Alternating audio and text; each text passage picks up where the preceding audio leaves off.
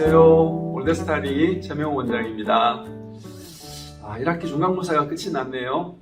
기대보다 좋은 성적을 받은 아이도 있겠지만 사실 대부분의 아이들은 1학기 중간고사에서는 기대 이하의 성적으로 힘들어하거나 낙담하고 있을 것입니다. 왜 그렇게 잘 아냐고요? 제가 벌써 30년째 이 현상을 지켜보고 있습니다. 성적이란 놈이 한 번의 시험 결과로 보이는 숫자죠. 그런데 사실 시험을 치르기 전에 예상 가능했던 결과들입니다.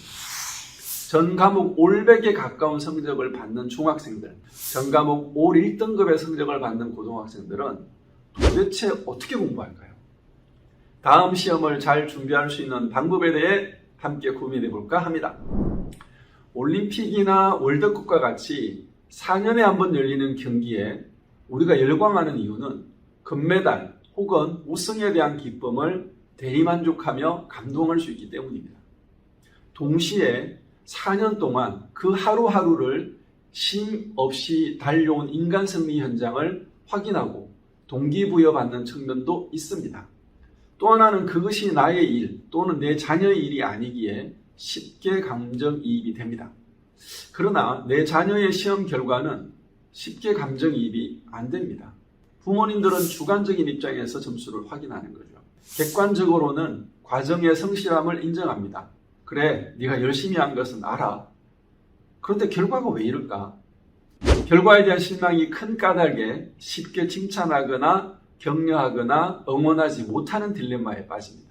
더러는 격려와 응원보다 야단과 윽박으로 관계를 흔들기도 하지요.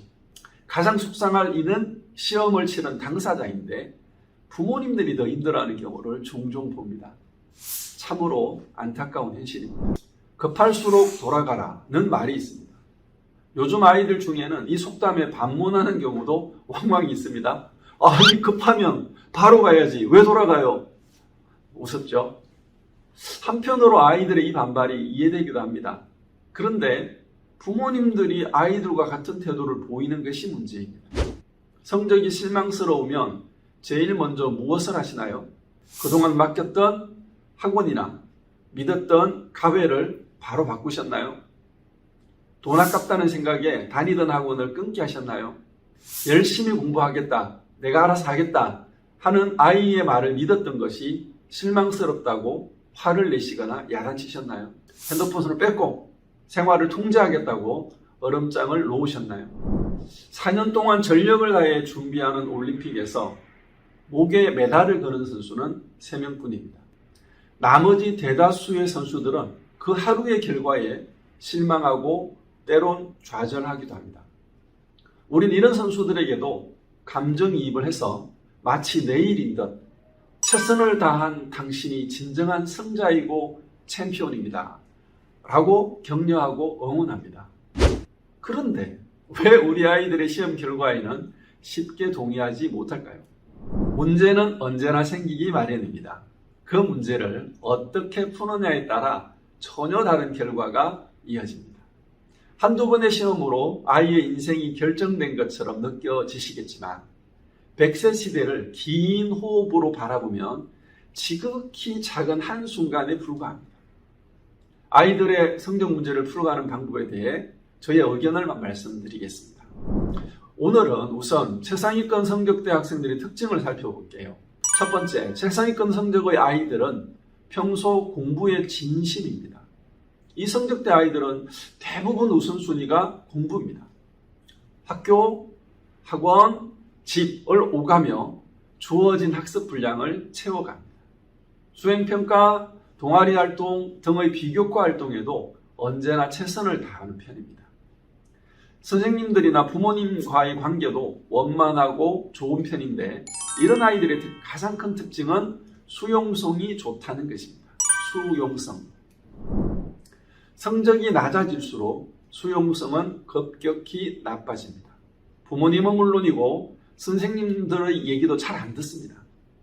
보통은 고집이 세다는 것으로 애들로 표현하지만 사실은 수용성에 문제가 있습니다.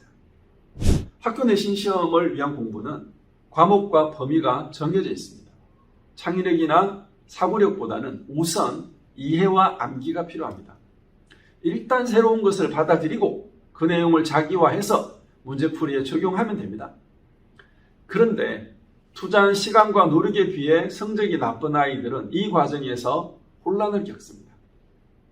가장 기본적인 개념조차 정리하지 않고 문제부터 풀려고 덤벼듭니다. 마음이 급하죠? 해야 할 공부량은 많은데 공부를 할수록 막히는 문제도 많아집니다. 그러면 어떤 선택을 하시나요?